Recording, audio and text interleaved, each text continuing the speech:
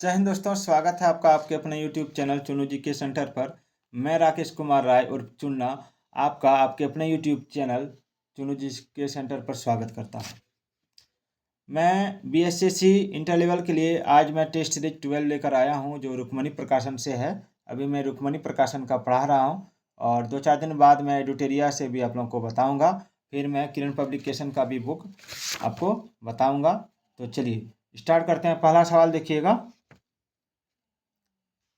पहला सवाल है, थोड़ा सा दिक्कत हो रहा है तो मैं साइड हो जाता हूँ यानी अपने आप को गायब कर लेता हूँ। तो सवाल है कि 1986 में राजीव गांधी की सरकार ने लोकतंत्र के लिए पंचायती राज संस्थाओं का पुनरुद्धार और विकास पर एक समिति की नियुक्ति किसके अध्यक्षता में की? तो इसका राइट आंसर हो जाएगा, क्या हो जाएगा? इसका राइट आंसर हो जाएगा आपका LM सिंघवी। LM सिंघवी, ठीक है। किसने किया था? LM सिंघवी ने। चलिए अगला सवाल देखते हैं। अगला सवाल कि निम्नलिखित कथनों में से कौन सा सही है?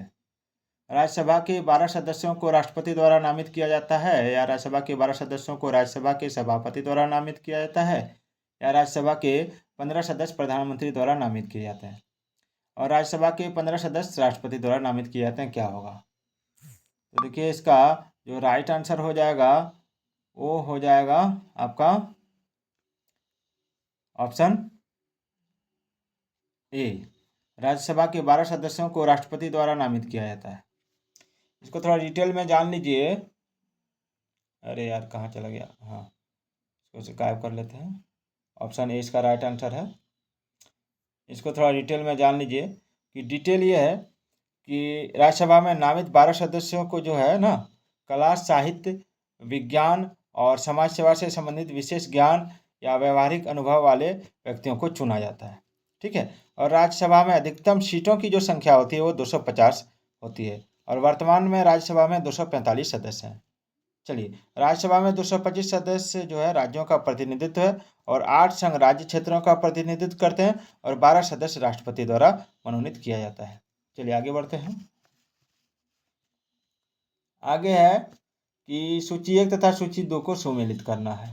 तो इसको छोटा कर लेते हैं। पंचवर्षीय योजना के बारे में दिया हुआ है इसमें, तो चलिए इसको सुमेलित करते हैं। आप देख सकते हैं कि पंचवर्षीय योजना जो है वो 1974 में पहला चालू हुआ था। सॉरी, पहला नहीं, 1974 में पाँचवीं पंचवर्षीय योजना जो है वो 1974 में चालू हुआ था। और द्वितीय पंचवर्षीय योजना जो है वो आपका 1956 में चालू हुआ था। 8वीं पंचवर्षीय योजना 1985 में, 7वीं पंचवर्षीय योजना 1992 में चालू हुआ था। इसको याद रखिएगा। और ये भी याद रखिएगा कि द्वितीय पंचवर्षीय योजना को अप्रैल 1956 में प्रारंभ किया गया, और इसका मुख्य उद्देश्य समाजवादी समाज की स्थापना करना था। और 5वीं पंचवर्षीय योजना को वर्ष 1974 में प्रारंभ किया गया, इसको भी याद रखिएगा। और इसका मुख्य उद्देश्य गरीबी उन्मूलन और आत्मनिर्भरता का प्राप्ति था। चलिए आगे बढ़ते हैं। चौथा नंबर सवाल कि पिछड़े, अच्छा चलिए 2 बार आ गया है, कोई बात नहीं, यहाँ से ले लेते हैं। पिछड़े एवं विकासशील देशों के लिए रोलिंग प्लान का सुझाव किसके द्वारा दिया गया था? रोलिंग प्लान का, तो देखिए इसका जो आंसर हो जाएगा वो हो जाएगा आपका ऑप्शन ए, जी मेंडल के द्वारा। पिछड़े एवं विकासशील देशों के लिए रोलिंग प्लान का सुझाव गुन्नार मिर्डल द्वारा दिया गया था। रोलिंग प्लान के अंतर्गत अनवरत प्लान चलती रहती है। वर्ष 1978 में प्रधानमंत्री मोरारजी देसाई के नेतृत्व वाले जनता पार्टी सरकार ने भारत के लिए इसे स्वीकार किया था। चलिए आगे बढ़ते हैं। अगला सवाल है, निम्नलिखित में से किस लोक नृत्य का संबंध असम राज्य से नहीं है? तो देखिए असम राज्य से नहीं है, ये पूछा जा रहा है आपको, असम राज्य से नहीं है, ठीक है। तो ध्यान दीजिए, इसमें जो आंसर हो जाएगा वो हो जाएगा आपका ऑप्शन डी, बधाई। क्या हो जाएगा? ऑप्शन डी, बधाई, बघाई या बधाई। बधाई लोक नृत्य का संबंध असम राज्य से नहीं है, ठीक है। इसमें नट पूजा, चोंगली और बिहू जो है असम राज्य से संबंध रखता है, और बधाई लोक नृत्य जो है ये जो संबंध रखता है ये आपका मध्य प्रदेश के बुंदेलखंड में ये खुशी के अवसर पर किया जाने वाला लोक नृत्य है। याद रखिएगा, छऊ, सरहुल, कर्मा, विदेशिया झारखंड का लोक नृत्य है। छऊ, सरहुल, कर्मा, विदेशिया झारखंड का लोक नृत्य है, और चपादी, गढ़वाली उत्तराखंड का लोक नृत्य है, और पंडवानी, नवारानी छत्तीसगढ़ का लोक नृत्य है, और कालबेलिया राजस्थान का लोक नृत्य है, और तमाशा महाराष्ट्र का लोक नृत्य, याद रखिएगा। चलिए आगे बढ़ते हैं। निम्न में से कौन अर्थशास्त्री राष्ट्रीय आय पर दूरगामी कार्य किए हैं? तो देखिए, राष्ट्रीय आय पर भारतीय अर्थशास्त्री VKR राव ने दूरगामी कार्य किए हैं, यानी ऑप्शन डी हो जाएगा इसका राइट आंसर। भारत के प्रथम अर्थशास्त्री आधुनिक भारत के दादा भाई नौरोजी को माना जाता है, ठीक है, ये भी याद रखिएगा। और दादा भाई नौरोजी ने सर्वप्रथम धन निकासी सिद्धांत की चर्चा की थी, ये सवाल पूछा जाता है। एकाधिकार का अर्थ क्या है? देखिए, एकाधिकार का जो अर्थ होता है दोस्तों, वो मैं आपको बता देता हूँ।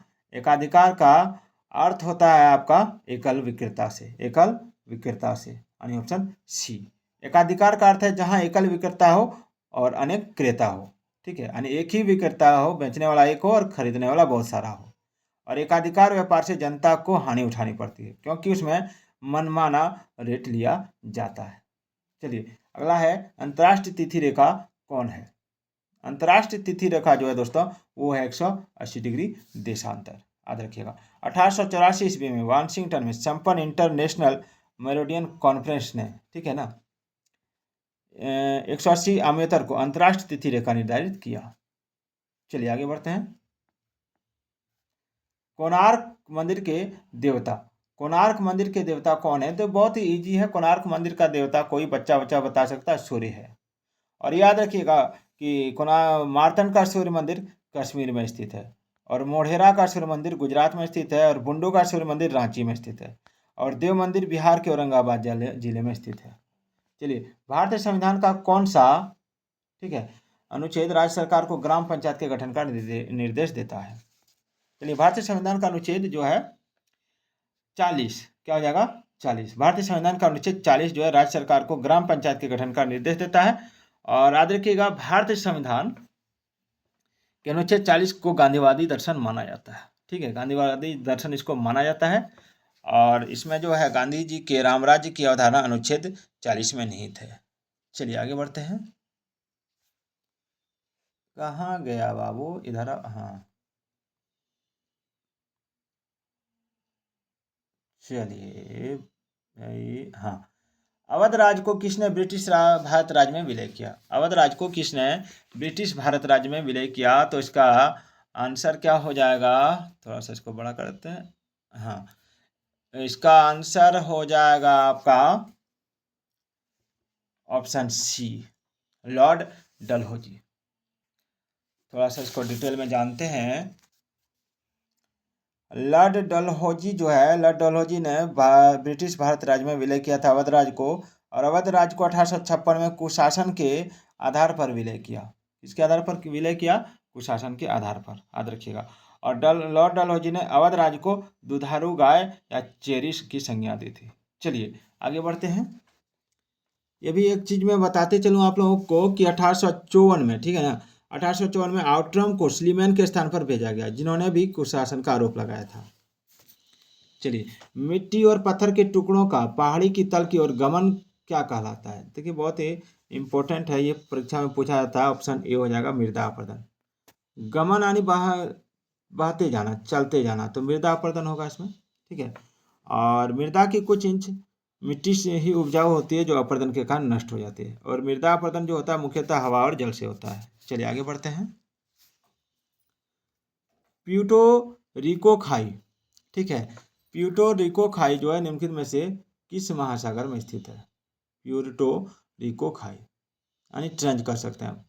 तो इसका जो आंसर हो जाएगा वो हो जाएगा आपका ऑप्शन सी, अटलांटिक महासागर में। थोड़ा डिटेल में बता दूं आप लोगों को कि प्यूर्टो रिको खाई अंटार्कटिक महासागर में, और प्यूर्टो रिको खाई की गहराई है 8,392 मीटर, इसको याद रखिएगा। और मेरियाना गर्त यानी मेरियाना ट्रेंच जो है प्रशांत महासागर में, इसको भी याद रखिएगा। और टोंगा भी आपका प्रशांत महासागर में है, और मिंडनाओ जो है ये भी प्रशांत महासागर में है। और रोमेसे जो है दक्षिणी अटलांटिक महासागर में, इसको याद रखिएगा, दक्षिणी अटलांटिक महासागर में। और सुंडा पूर्वी हिंद महासागर में, इसको भी याद रखिएगा। चलिए आगे बढ़ते हैं।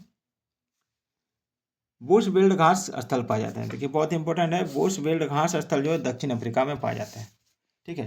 घास भूमियों को 2 वर्गों में विभाजित किया जाता है। पहला है उष्णकटिबंधीय घास भूमियाँ, इसे अलग अलग देशों में अलग अलग नाम से जाना जाता है। जिससे सवाना जो है अफ्रीका में है, कैम्पोज ब्राजील में, लानोस वेनेजुएला व कोलंबिया में है।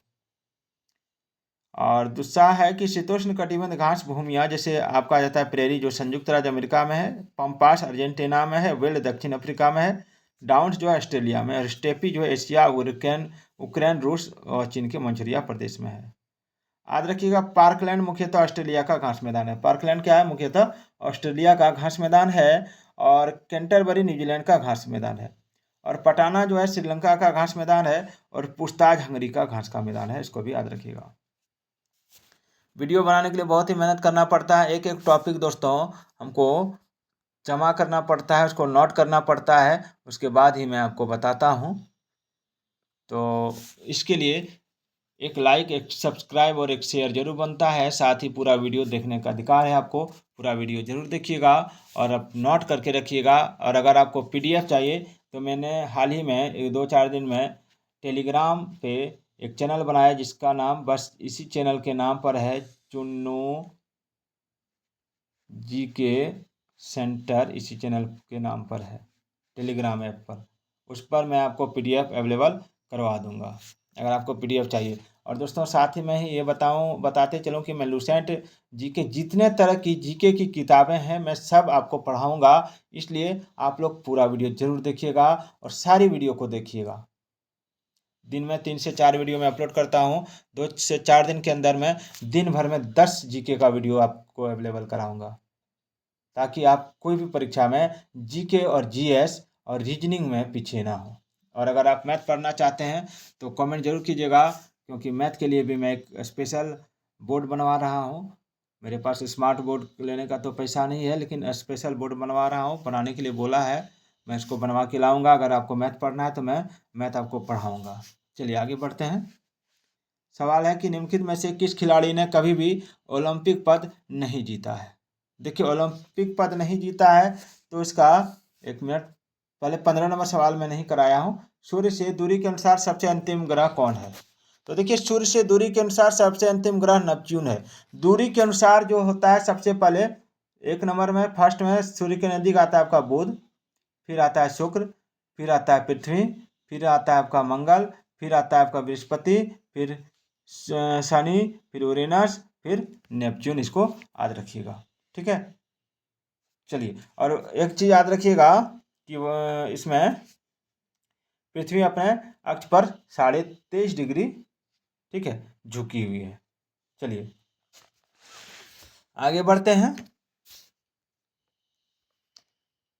कि निम्नलिखित में से किस खिलाड़ी ने कभी भी ओलंपिक पद नहीं जीता? तो देखिए बहुत ही इंपॉर्टेंट है। ओलंपिक पद नहीं जीता आपका सानिया मिर्जा ने। बाद बाकी जितने गगन नारंग, विजेंद्र सिंह, विजय कुमार, इन्होंने गगन नारंग जैसे हो गए वर्ष 2012 के लंदन ओलंपिक में कांस्य पदक निशानेबाजी में जीता था। और विजय कुमार जो है दक्षिण भारतीय फिल्म अभिनेता हैं। और विजेंद्र सिंह जो है वर्ष 2008 बीजिंग ओलंपिक में कांस्य पदक जीता था। यहाँ ओलंपिक की बात हो रहा है और विजय कुमार अभिनेता है। चलिए आगे बढ़ते हैं। मौर्य वंश का अंतिम शासक कौन था? तो मौर्य वंश का अंतिम शासक अशोक, बिंदुसार, उपगुप्त और बृहदर्थ में से कौन है? तो देखिए मौर्य वंश का अंतिम शासक आपका बृहदर्थ है। 185 बीसी में बृहदर्थ की हत्या सेनापति पुष्यमित्र शुंग ने कर दी और पुष्यमित्र ने शुंग वंश की स्थापना की। याद रखिएगा इसको। चलिए, आखिरी इब्न बतूता कहाँ से आया था? बहुत इंपॉर्टेंट सवाल है। आखिरी इब्न बतूता कहाँ से आया था? तो इब्न बतूता आपका कहाँ से आया था? ये बच्चा जानता है, मोरक्को का नाम सुने होंगे, मोरक्को में से आया था। और ये 1333 ईस्वी में भारत में आया था। और मोहम्मद बिन तुगलक ने इब्न बतूता को दिल्ली का काजी 1333 ईस्वी में बनाया। और 1342 ईस्वी में इब्न बतूता का अपना दूत बनाकर मोहम्मद बिन तुगलक ने चीन भेजा था। और इब्न बतूता ने अपना यात्रा वृत्तांत रिहला नाम से दिया है।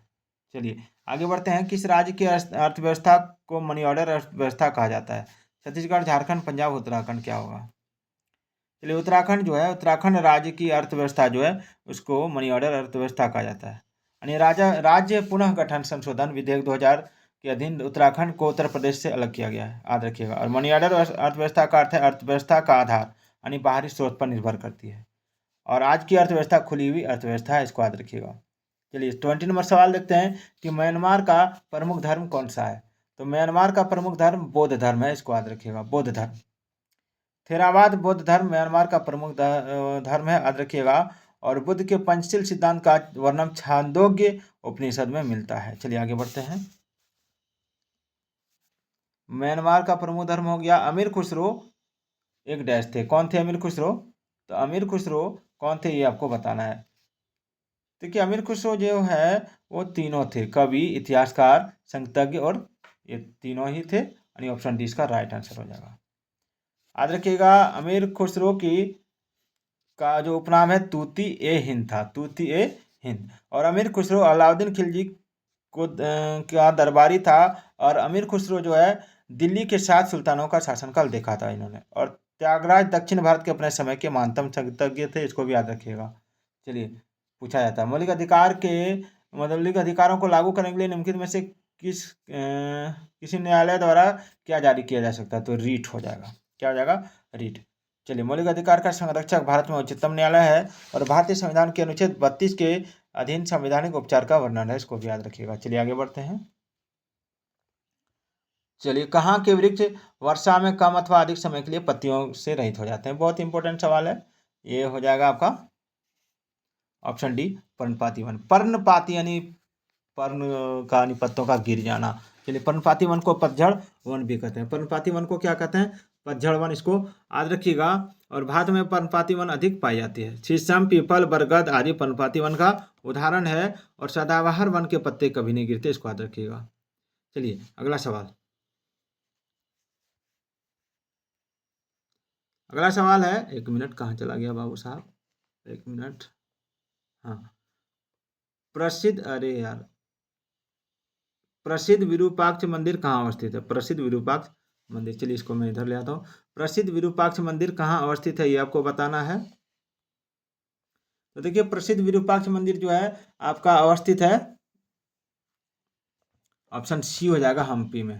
थोड़ा एक मिनट, थोड़ा डिटेल में बता दूं कि प्रसिद्ध विरूपाक्ष मंदिर जो है आपका हम्पी में स्थित है। और हम्पी तुंगभद्रा नदी के तट पर, इसको भी याद रखिएगा। हम्पी कहाँ है? तुंगभद्रा नदी के तट पर, ठीक है। चलिए हम्पी कर्नाटक में स्थित है, कर्नाटक का है। हम्पी ने निम्नलिखित में से किसके उत्तरी तट पर स्थित है, ये भी सवाल बनता है। तो देखिए हम्पी जो है, हम्पी तुंगभद्रा नदी के तट पर स्थित है, इसको याद रखिएगा। और हम्पी कर्नाटक में अवस्थित है। चलिए ऑप्शन ये हो जाएगा। और एक सवाल मैंने आपको ये बताया नहीं कि 24 नंबर का कि प्रसिद्ध विरूपाक्ष मंदिर कहाँ अवस्थित है। तो प्रसिद्ध विरूपाक्ष मंदिर हम्पी में अवस्थित है। कहाँ हो जाएगा? हम्पी में। चलिए थोड़ा सा डिटेल गड़बड़ हो जा रहा है, रुक जाइएगा। इसको इधर आना चाहिए, इसको यहाँ आना चाहिए। चलिए अभी ठीक है। हम्म हम्म, अभी ठीक है, हो जाता है गड़बड़। अब नहीं होगा, लॉक हो गया। चलिए प्रसिद्ध विरूपाक्ष मंदिर बता दिया हम्पी में। और हम्पी निम्नलिखित में से किसके उत्तरी तट पर स्थित है? तो तुंगभद्रा मैंने आपको बताया। और हम्पी कर्नाटक में है। अगला सवाल है, गोलकुंडा के मुस्लिम राज का उदय किस प्राचीन हिंदू साम्राज्य के अवशेषों पर हुआ? तो गोलकुंडा के मुस्लिम राज का उदय जो है वो वारंगल के प्राचीन हिंदू साम्राज्य के अवशेषों पर हुआ था, वारंगल। चलिए आगे बढ़ते हैं। अरे यार इधर आओ ना। चलिए यहीं बताता हूँ मैं आपको। फारस से आने वाले अब्दुल रजाक की हम्पी यात्रा के समय दक्षिण भारत में विजयनगर का शासक कौन था? तो देखिए इसका राइट आंसर हो जाएगा आपका ऑप्शन बी, देवराय द्वितीय। देवराय द्वितीय जो है फारस से आने वाले अब्दुल रजाक की हम्पी यात्रा के समय दक्षिण भारत में विजयनगर का शासक देवराय द्वितीय था। और विजयनगर राज्य में अनेक विदेशी आया, जिसमें अब्दुल रजाक भी है, जो राज्य की समृद्धि की चर्चा किया है। चलिए आगे बढ़ते हैं। वेद शब्द का अर्थ क्या है? वेद शब्द का अर्थ क्या है ये आपको बताना है, ये पूछा जाता है परीक्षा में। तो देखिए वेद शब्द का अर्थ होता है आपका ज्ञान। क्या होता है? ज्ञान। वेद 4 हैं, ऋग्वेद, सामवेद, यजुर्वेद और अथर्ववेद, ठीक है। और तिरुकुराल को 5वां वेद कहा जाता है। तिरुकुराल दक्षिण भारत का वेद है। और उपनिषद का अर्थ है निष्ठापूर्वक पास बैठना, इसको भी याद रखिएगा। चलिए एक मिनट, थोड़ा सा दिक्कत है, लेकिन फिर भी मैं आपके लिए वीडियो बना रहा हूँ, तो इसके लिए एक लाइक और सब्सक्राइब जरूर बनता है दोस्तों। चलिए कैमरे के सामने एक छोटा सा मोबाइल से हूँ मैं। अगला सवाल है सांभर लवन झील कहाँ स्थित है। तो देखिए सांभर लवन झील जो स्थित है वो आपका है राजस्थान में। सांभर लवन झील राजस्थान में अवस्थित है। सांभर झील भारत का सबसे बड़ी खारे पानी की झील है। डल एवं वुलर झील, इसको याद रखिएगा, डल एवं वुलर झील जम्मू कश्मीर केंद्र शासित प्रदेश में स्थित है। और सुकना झील चंडीगढ़ में स्थित है, इसको भी याद रखिएगा। उसके बाद अनुपम झील बिहार में कैमूर वन्य जीव अभ्यारण्य में स्थित है, इसको भी याद रखिएगा। चलिए आगे बढ़ते हैं। भारत में सबसे पहली रेलगाड़ी कब चलाई गई। तो भारत में सबसे पहली रेलगाड़ी चलाई गई थी 1853 ईस्वी में। 1853 ईस्वी में 16 अप्रैल 1853 को भारत में बॉम्बे और थाने के बीच रेलगाड़ी 34 किलोमीटर चला गया। और याद रखिएगा लॉर्ड डलहौजी के समय भारत में रेल का परिचालन शुरू हुआ। और रेलवे बोर्ड की स्थापना 1905 ईस्वी में की गई थी। और सबसे अधिक रेलवे का विस्तार लॉर्ड कर्जन के समय में हुआ। चलिए अगला सवाल देखते हैं। निम्नलिखित में से वह नदी कौन सी है जिसका उद्गम भारतीय क्षेत्र में नहीं है। तो देखिए भारतीय क्षेत्र में जिस नदी का उद्गम नहीं है वो है आपका ब्रह्मपुत्र का, ठीक है ना। ब्रह्मपुत्र नदी का उद्गम भारतीय क्षेत्र में नहीं है। ब्रह्मपुत्र नदी तिब्बत में मानसरोवर झील से 80 किलोमीटर की दूरी पर स्थित हिमानी से, जो समुद्र तल से 5150 मीटर की ऊंचाई पर स्थित है। और ब्रह्मपुत्र नदी को तिब्बत में सांगपो कहा जाता है। क्या कहा जाता है? सांगपो, याद रखिएगा। और ब्रह्मपुत्र नदी को अरुणाचल प्रदेश में दिहांग कहते हैं। और ब्रह्मपुत्र नदी की लंबाई 2900 किलोमीटर में है, जबकि भारत में 916 किलोमीटर बहती है, याद रखिएगा। चलिए, और दिबांग, लोहित, धनश्री, पगलादिया, मानस, तीस्ता, संकोश आदि ब्रह्मपुत्र की सहायक नदियां हैं। चलिए हाँ अगला सवाल। डैश को स्वतंत्रता आंदोलन की ग्रैंड ओल्ड लेडी कहा जाता है, किसको कहा जाता है? तो ये हो गया आपका ऑप्शन बी, अरुणा आसफ अली को, ग्रैंड ओल्ड लेडी, ठीक है ना। अरुणा आसफ अली को भारत छोड़ो आंदोलन के दौरान ग्वालियर टेक मैदान मुंबई में भारतीय ध्वज फहराने के लिए जाना जाता है। चलिए आगे बढ़ते हैं। निम्नलिखित में से कौन ताशकंद समझौते से संबंधित है। तो देखिए ताशकंद समझौते से संबंधित जो है वो है आपका लाल बहादुर शास्त्री ताशकंद समझौते से संबंधित है, यानी ऑप्शन हो जाएगा बी। लाल बहादुर शास्त्री के समय 1965 में पाक भारत के बीच युद्ध हुआ। और 10 जनवरी 1966 को भारत पाकिस्तान के बीच ताशकंद समझौता हुआ था।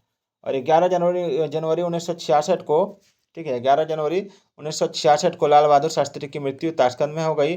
और भारत और पाक के बीच प्रथम युद्ध 1947-48 ईस्वी में हुआ था। चलिए आगे बढ़ते हैं। जनगणना 2011 के अनुसार जनसंख्या घनत्व का सही अवरोही क्रम किन राज्यों का है। तो देखिए इसका जो राइट आंसर होगा वो होगा आपका ऑप्शन ए, बिहार, बंगाल, केरल, ठीक है ना। याद रखिएगा बिहार, बंगाल और केरल। और न्यूनतम जनसंख्या घनत्व वाला 5 राज्य मैं बता देता हूँ बढ़ते क्रम में, यानी असेंडिंग ऑर्डर में, ठीक है। अरुणाचल प्रदेश पहले, फिर मिजोरम, फिर सिक्किम, फिर मणिपुर, फिर नागालैंड। चलिए 2011 की जनगणना के अनुसार बिहार का जनसंख्या घनत्व है 1106 प्रति वर्ग किलोमीटर। और भारत का जनसंख्या घनत्व है 382 प्रति वर्ग किलोमीटर। आमेर महल कहाँ पर स्थित है। तो देखिए आमेर महल जो है ये आपका स्थित है जयपुर में। कहाँ स्थित है? जयपुर में, इसको याद रखिएगा, ठीक है। और एक चीज़ याद रखिएगा, सवाई जय सिंह जयपुर के प्रसिद्ध शासक थे। सवाई जय सिंह ने 5वें स्थानों पर जंतर मंतर का निर्माण करवाया। सवाई जय सिंह को खगोल विद्या में रुचि थी। और जयपुर को पिंक सिटी भी कहा जाता है। चलिए अगला सवाल है कि निम्न में से कौन सा एक बाघ संरक्षित स्थल नहीं है। तो इसका राइट आंसर हो जाएगा आपका सुल्तानपुर। बाद बाकी सरिस्का, बांदीपुर, मानस सारा बाघ स्थल है। सुल्तानपुर झील अभ्यारण्य हरियाणा में अवस्थित है, इसको याद रखिएगा। और यह झील अभ्यारण्य जो है आपका विभिन्न जल पक्षी के लिए जाना जाता है। सरिस्का नेशनल पार्क जो है, सरिस्का नेशनल पार्क अभ्यारण्य राजस्थान में अवस्थित है। और बांदीपुर नेशनल पार्क अभ्यारण्य जो है कर्नाटक में है। और मानस नेशनल पार्क अभ्यारण्य असम राज्य में है, इसको याद रखिएगा। जुलाई 2023 में इसरो ने PSLV 656 रॉकेट से किस देश के उपग्रहों को सफलतापूर्वक प्रक्षेपित किया। सात उपग्रहों को। चलिए थोड़ा सा क्वेश्चन में दोहराता हूँ कि जुलाई 2023 में इसरो ने PSLV 56 रॉकेट से किस देश के 7 उपग्रहों को सफलतापूर्वक प्रक्षेपित किया। तो देखिए इसका राइट आंसर हो जाएगा आपका, एक मिनट, हाँ, इसका राइट आंसर हो जाएगा आपका ऑप्शन ए, सिंगापुर। जुलाई 2023 में इसरो ने सिंगापुर से या सॉरी, हाँ सिंगापुर ही होगा, सिंगापुर ही होगा। इस मिशन के सफल होने से जो है भारत 1999 से जुलाई 2023 तक 36 देशों के कुल 431 विदेशी उपग्रह लॉन्च कर चुका है। चलिए आगे देखते हैं।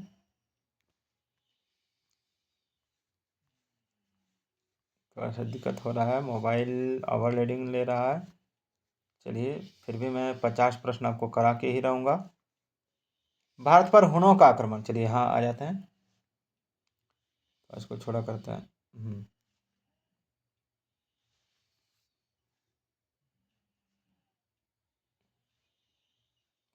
भारत पर हुनों का आक्रमण किसके शासनकाल में हुआ था?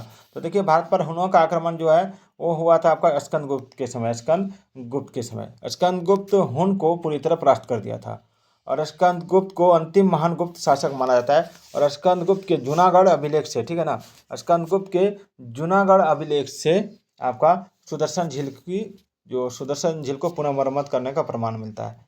और प्रथम राष्ट्रीय पार्क कौन सा है जिसे भारत में स्थापित किया गया? देखिए इसको कहा जाता है आपका Jim Corbett national park. Jim Corbett national park याद रखिएगा इसको। जिम कॉर्बेट नेशनल पार्क जो है 1936 में इसको निर्माण हुआ और यह उत्तराखंड में स्थित है। चलिए, मोहम्मद गजनवी के भारत पर आक्रमण का प्रमुख उद्देश्य क्या था? तो देखिए मोहम्मद गजनवी जो थे, मोहम्मद गजनवी आपका क्या थे, इसको देखते हैं। इसका आंसर हो जाएगा आपका शायद ऑप्शन डी। क्या हो जाएगा? ऑप्शन डी, मध्य एशिया में एक बड़े साम्राज्य की स्थापना के लिए धन संग्रह करना। चलिए आगे बढ़ते हैं। निम्नलिखित में से तजाकिस्तान की राजधानी कौन है? तजाकिस्तान की राजधानी, तो देखिए तजाकिस्तान की राजधानी हो जाएगा आपका ऑप्शन बी। क्या हो जाएगा? ऑप्शन बी, ठीक है, एक मिनट, ऑप्शन बी दुशांबे। अरे यार, दुशांबे हो जाएगा। और याद रखिएगा उज्बेकिस्तान की राजधानी ताशकंद है और कजाकिस्तान की राजधानी कहाँ है? अस्ताना। चलिए आगे बढ़ते हैं। जुलाई अगस्त, इधर चल रहा है, इधर नहीं चल रहा है। अच्छा कोई बात नहीं, कोई दिक्कत नहीं है, यहाँ कर लेते हैं इसको, थोड़ा सा छोटा कर लेते हैं। हाँ, जुलाई अगस्त 2023 के दौरान बर्लिन में आयोजित विश्व तीरंदाजी चैंपियनशिप में कितने भारतीय तीरंदाज द्वारा स्वर्ण पदक प्राप्त किया गया? तो इसका राइट आंसर हो जाएगा आपका, देखते हैं कौन सा हो जाएगा, ऑप्शन सी, 3। जुलाई अगस्त 2023 के दौरान बर्लिन में आयोजित विश्व तीरंदाजी चैंपियनशिप में 3 तीरंदाज द्वारा स्वर्ण पदक प्राप्त किया गया। याद रखिएगा 2 स्वर्ण पदक तीरंदाज के लिए क्रमशः अदिति गोपीचंद स्वामी जो महिला एकल एवं ओजस प्रवीण देवताली पुरुष एकल को व्यक्तिगत कंपाउंड में दिया गया। चलिए, अंग्रेजों द्वारा सर्वप्रथम कहवा बागान कहाँ लगाया गया था? तो सर्वप्रथम कहवा बागान लगाया गया था आपका ऑप्शन ए, चिकमंगलूर जनपद में। ठीक है, चिकमंगलूर कर्नाटक राज्य में स्थित है, जिसको अभी मंगलोर कहा जाता है। चलिए, उपन्यास द ओपियम ट्रॉफी के लेखक कौन है? तो उपन्यास द ओपियम ट्रॉफी के लेखक हैं आपका ऑप्शन बी, खुशवंत सिंह। खुशवंत सिंह। और याद रखिएगा द शील्ड, कोविड शील्ड का है प्रकाश कुमार सिंह, इसको याद रखिएगा। चलिए, निम्नलिखित में से कौन लोकसभा के प्रथम अध्यक्ष यानी स्पीकर थे? तो उसका राइट आंसर हो जाएगा प्रथम अध्यक्ष यानी स्पीकर हो जाएगा आपका ऑप्शन बी, जीवी मावलंकर। जीवी मावलंकर, ठीक है, जीवी मावलंकर जो थे आपका अविश्वास प्रस्ताव भी लाया था इन्होंने। चलिए आगे बढ़ते हैं। नदियों को जोड़ने वाला इंटरलेकिंग ऑफ रिवर्स के कार्यक्रम के अंतर्गत डैश नदी से कैन नदी को जोड़ने का कार्य निर्माणाधीन है। तो इसका राइट आंसर होगा आपका ऑप्शन डी, बेतवा। ठीक है ना। चलिए आगे बढ़ते हैं। मेक्सिको की खाड़ी और लेब्राडोर सागर निम्नलिखित में से किसके भाग हैं? तो इसका राइट आंसर हो जाएगा आपका ऑप्शन डी। क्या हो जाएगा? अटलांटिक महासागर। थोड़ा सा मार्कर जो है बड़ा बदमाश है। चलिए, मिस वर्ल्ड 2023 प्रतियोगिता का आयोजक देश कौन सा है? तो मिस वर्ल्ड 2023 प्रतियोगिता का आयोजन करने वाला देश हो जाएगा आपका ऑप्शन ए, भारत। और मध्य प्रदेश में आयोजित खेलो इंडिया यूथ गेम्स 2023 में आकाश कुमार ने किस खेल में स्वर्ण पदक जीता था? तो आकाश कुमार ने जीता था, आपका हो जाएगा तलवारबाजी में। किसमें जीता था?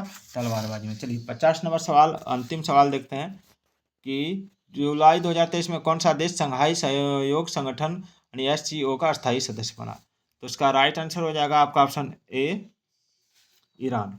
तो दोस्तों आज का ये वीडियो आपको कैसा लगा कमेंट करके जरूर बताइएगा। तो फिर मिलते हैं अगले वीडियो में, तब तक के लिए जय हिंद, जय भारत।